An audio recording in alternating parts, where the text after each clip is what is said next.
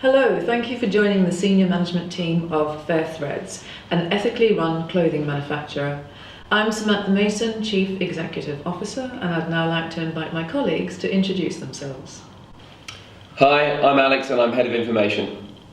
Hi, I'm Rachel and I work in administration. I'm John and I am Head of Finance. I'm Matthew, Head of Research. So, the first item on the agenda is something that Matthew has brought to us regarding staff working from home. Matthew, can you give us a little bit of a background on the proposal? Okay, thanks. I've been talking to the team. We had a staff meeting last week, and they feel very strongly that they would really appreciate it if the organisation took a view on staff working from home. As you know, they have slightly different jobs to some of their colleagues in that they are doing a lot of writing and not necessarily answering the phones. They find it extremely difficult to concentrate in an office as busy as ours, and they'd like to feel that their working from home was endorsed by some kind of policy view rather than something that was a bit ad hoc and made to feel guilty about.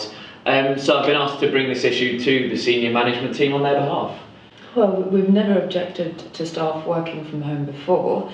If from time to time members of your team want to work from home, that's fine. I mean, why do you feel that we need to put a policy in place regarding this? I mean, why can't we just continue as we are, if you see what I'm saying? Well, we can, but I guess they feel there can be some issues.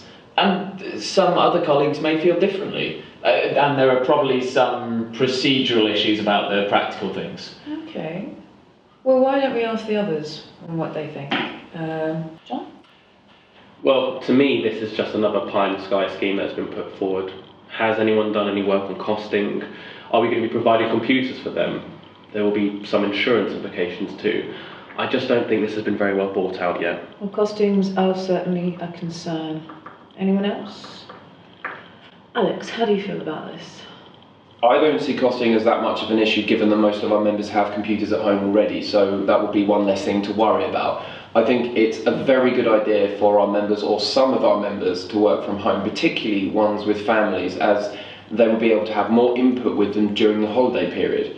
I also feel that they would be less stressed if they could do work or something more important like a big project from home. Thank you for that. That is definitely an endorsement. Alex? Rachel? I actually work in administration and I know it wouldn't be possible for some of my team to work from home. And we have children too, so it would be fair to one section of the team and not to another. So I don't think it's a good idea at all, unless you want to present an image of alienating certain members of staff. Well, I can see it's going to be difficult to make this fair across the board. John, regarding the insurance angle, would we be liable if employees sustained an injury at home? Yes, there are certainly health and safety implications here, and I think we should look further into this before I can answer for sure. Okay, well, obviously we have relevant concerns on all sides. Matthew, you've heard the feedback. What do you think?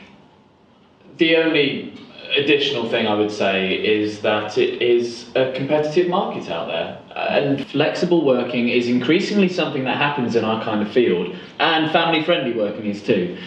I do think it's something we should look at, and there may be reasons as well that I need to hear as to why it's not going to work, but I do think it's something we should continue to explore, because I think the team would feel very fed up if it was just bopped on the head at this point. Well, yeah, we certainly have some very strong arguments in favour, including flexibility, accommodating working parents, and we're all aware of how busy the office can get, making it a very difficult environment to work in. We're overcrowded, the phones ring all the time, and it's something that John and I have been trying to address. So yes, there are certainly positives, except for when it comes to Rachel's team, where the proposal isn't so attractive. And of course, cost is a major concern. I mean, John and I have presented you with the financial statement for this year, and we just need to be realistic about what we can achieve. So, moving forward, Matthew, can I ask that you, with John perhaps, look at researching this proposal further, look at other organisations that have taken this practice on board, the costs involved in regards to insurance, and then present us with that information at the next meeting. Yes, that's fine. John, if that's right with you? Yes, that's fine. Okay, well, our next meeting is scheduled for a fortnight's time, and you will give a joint presentation then. Okay, well, we'll get together and set a date to meet up before the next meeting. Let's get it in the diary today. Excellent. Well, if that's all on that item, we'll move on to the next one, which is the strategic plan. Now, I take it everyone's read the papers?